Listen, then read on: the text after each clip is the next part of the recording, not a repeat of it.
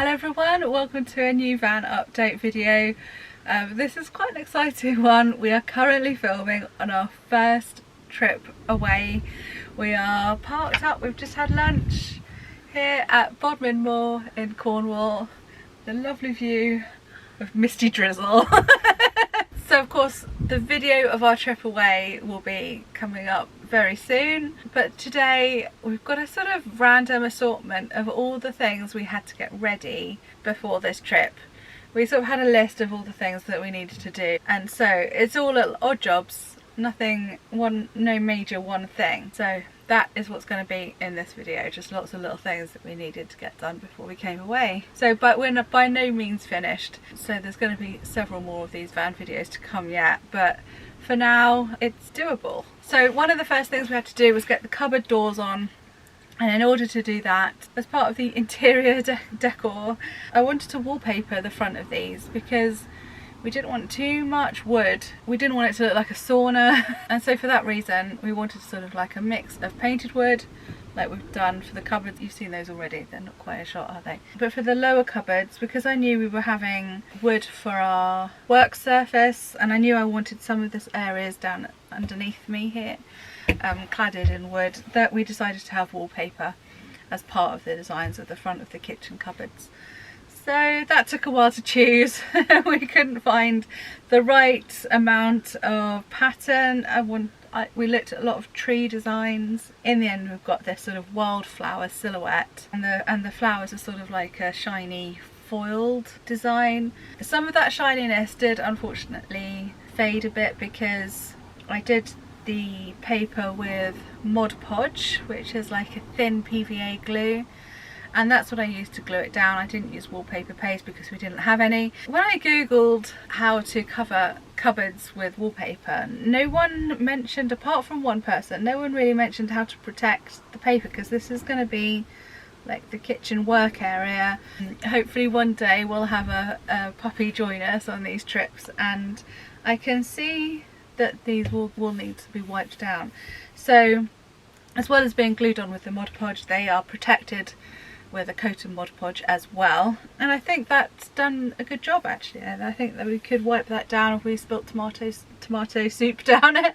Yeah, I think that's that. And then I handed them over to Chris to do the edges with the pallet wood. So we just put pallet wood frames around the edges of the panels. It's the same pallet wood we used for the fronts of the drawers and around the portaloo, so that's the only places we've got pallet wood. So we finished that off, and we finished off the rest of the places we needed to put the pallet wood, and then put the new doors in place. The big cupboard door has got magnet catches inside. So far they've kept it closed, haven't they? Yeah. That door hasn't come open. In fact, it's probably the only thing that hasn't flown open all weekend. Yeah. And the big drawer here, we put a leather strap around, which I think you can probably see.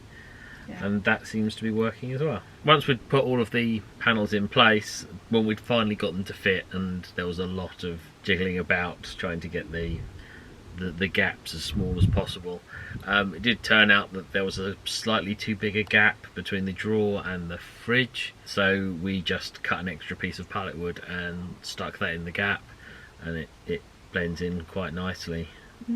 Yeah, it doesn't show at all. Yeah. So then once all this kitchen area was done and finished, we needed the work surface on top. So we realised that unfortunately we needed to cut into it to put the swivel table leg in that end, because we wanted it to move it so we can have it here as like a dining table, and then have it there so we can use it as a sort of table to go in between the two front seats a little bit. So when we're eating in the front, if we've just grabbed a quick takeaway, the table there works for that as well. So we've cut that out, and then he did some sanding.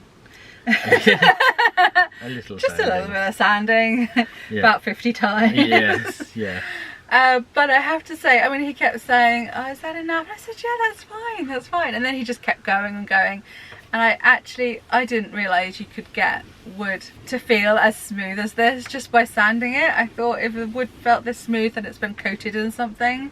But you've done a really good job. You went like really fine. Yes, yeah, we started off with 40 grit, then 80 grit, then 160, then 200, and then we finish with 320. Yeah, and it feels really nice. It was really worth doing. But the wood has a couple of knots in it. So there's one here, there's another little one here, and then there's a little one here, and a couple of cracks up there. And I don't know if you've seen the people that get the coloured resin and pour it into wood. You might have seen like big tables where they pour bucket loads of resin into wooden tables to give it just another colour and pattern and texture. So we wanted to kind of emulate that, but obviously on a much smaller scale. So I had a little practice on one of the offcuts of the table wood actually. I have to admit it didn't go very well, but I thought I'll sod it. We were running out of time. I just thought we need to do this because I knew that it takes a while to dry and you have to fill it up with layers. So in the end we took this out into the garden. Luckily last week it was good weather, wasn't it? Yes. So we could get all this work done fairly easily, move things in and out and do all the sanding outside without any worry. So we set this up on our old garden table, and I just started filling it up. Although having done the practice, I knew that just pouring resin in, it just seemed to disperse into the wood, and it just seemed to use up a hell of a lot of resin. So I just had the idea to start it off with wood glue. Obviously at first of all we tipped it upside down, covered it all in packing tape, but the packing tape didn't really stick to the wood well enough, so then I went round with duct tape and made sure all the edges were properly stuck down, so we had a sort of waterproof layer underneath. And that is absolutely essential, because you think that it might dry slowly and stick to the sides, but it doesn't. It just pours right through, particularly if you're just going straight in with the resin. So I think if you are considering doing this, I would recommend doing the wood glue first. It worked well, it filled up the holes, and obviously it's going to make the holes quite secure. These knots aren't just going to pop out of the wood. And then I can't remember the brand that I used off the top of my head, but I know I've got a clip of it. I did about 5 grams of the resin and hardener each time, stirred it up for about 3 minutes, added about half a teaspoon of metallic mica powder, and I chose blue to go with the floor, and because we go to the seaside a lot, that was part about it, and because of the swirls of the wood I thought it looked a little bit like waves, so I went with a pale blue metallic, stirred in the mica powder, and then started pouring that in once the wood glue had dried. I am really pleased. It wasn't easy and it took a long time. It was quite fiddly, and there are some areas that aren't as good as I wanted them to be. Despite taping up the underneath, there obviously must be cracks on the inside that just keep going and going and going and going. I was just pouring in all this resin, and it just wasn't filling up these tiny little cracks. So it's not quite as good as I wanted, but I am pleased overall, particularly with the one at the front. So that's good. I like that little extra touch, little design thing. And then you sanded that down again, didn't you? Yes. And just so that we've got a more or less flat surface. Ish. Everything's ish in this van, so it's fine. So after that we started reassembling all of the trim that we had taken apart at the beginning. So there were lots of bits and pieces. There was the overhead shelf that went above the front seats and the sun visors, and yeah, we gave all that a good clean and refitted all of that. And also then, whilst we had all that off, in a much earlier video we took out the tachograph that used to be in here from when it was a bus. Now that stopped the speedo from working. We knew about that before we even did it, and I think I mentioned last time we were going to buy something to refit to get the speedo working, so we had to do all that. That was quite fiddly, and that took a lot of, I had to solder different wires onto it, and then we had to get everything plugged back in the right place and then tuck it back in the gap where the old box used to be. But it's all working, and it's been fine for the whole of this. It didn't work the first time we did it. We took it out, put it all back in again, and then it started working, and it's been fine ever since. So we've done a good few 100 miles this trip. So, yeah. So yeah, that's good. So then we refitted some of the other panels that were just around the van. They needed covering in the same velvet. So there were a few small ones all dotted around the place, and there was the one big one on this door. The big door one needed a bit sanding down, partly because it had got damaged by water that had come in through the window once, and partly because it didn't quite fit. It needed sanding down a bit smaller. That all seemed to go together quite well. Only problem was that one corner we can't actually access to screw it in because we put the toilet in the way. So yeah, that's a job for another time. Yeah. There'll be some other, we'll figure something out. Either got to take some panels off the toilet, reach through the toilet to screw it together, or maybe when we do something with the van door neck, there's some things here we want to adjust anyway. At the same time, might be able to reach it then, so we'll see. So in preparation for this trip, I had to get our old bedding out of our old VW camper. It's so sad that we're not going in it again. Oh, I do like that old little camper. Yeah, so I had to get all the bedding out, give the covers a thorough wash, leave the cushions and everything out in the sun to air, ready to not smell quite as musty as they probably did, and then get all the clean covers back on. We bought a couple of new single duvet covers to go over the mattresses, which are here. However, they didn't quite fit, they weren't quite long enough, so we might have to do a little bit of sewing, cutting and sewing and adjusting there. So we have 2 single duvet covers over the 2 single mattresses, and then we pull over a fitted double sheet over the top of that. So before we put the work surface back in, we cut the hole for the tap and the sink.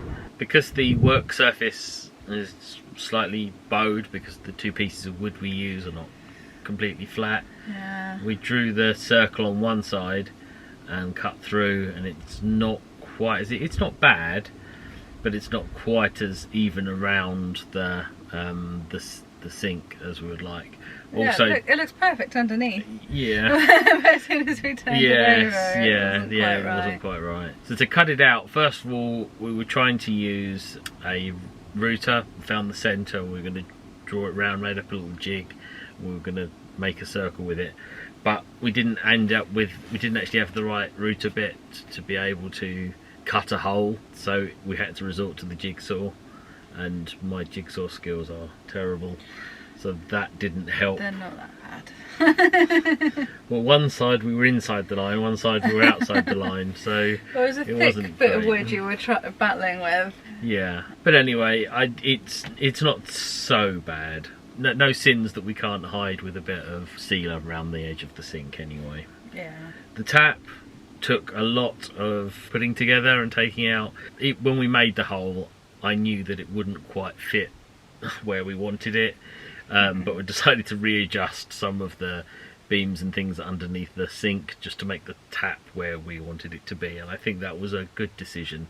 It took me an extra half an hour that we didn't necessarily have on that last day, but it has meant that the tap is exactly where we would like it. The tap itself was quite fiddly to put together, and I ended up taking it apart and putting it together about 4 different times before we actually, it might have even been more than 4, before really? I actually got everything through and hooked up. But yeah, it's all in place now. Now it's just ready for us to actually get some water, which will be a future. Yeah, we didn't have time to sort the water up before this trip, but that's okay. We've never really used running water before, so we can manage again without. Yeah.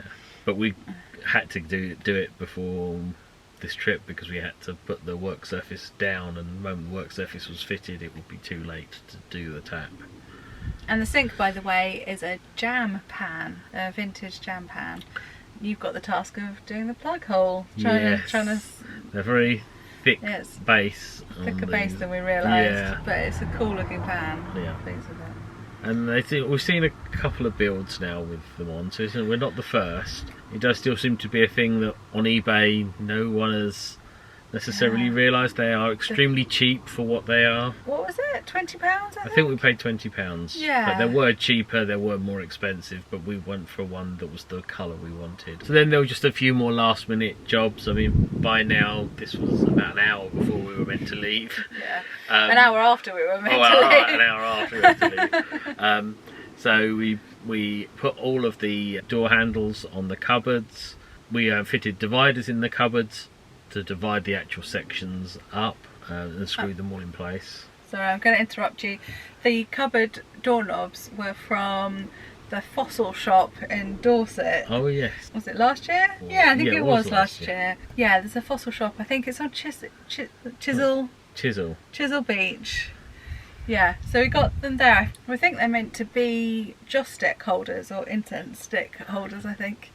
But you managed to get them on as doorknobs. We thought they'd look really nice with all the different veins running through the stone. Yeah, we thought that'd be another nice sort of texture to the van. Okay, sorry, carry on. And then our last job was putting up the 2 blinds that we still hadn't done and the hooks to keep the blinds open.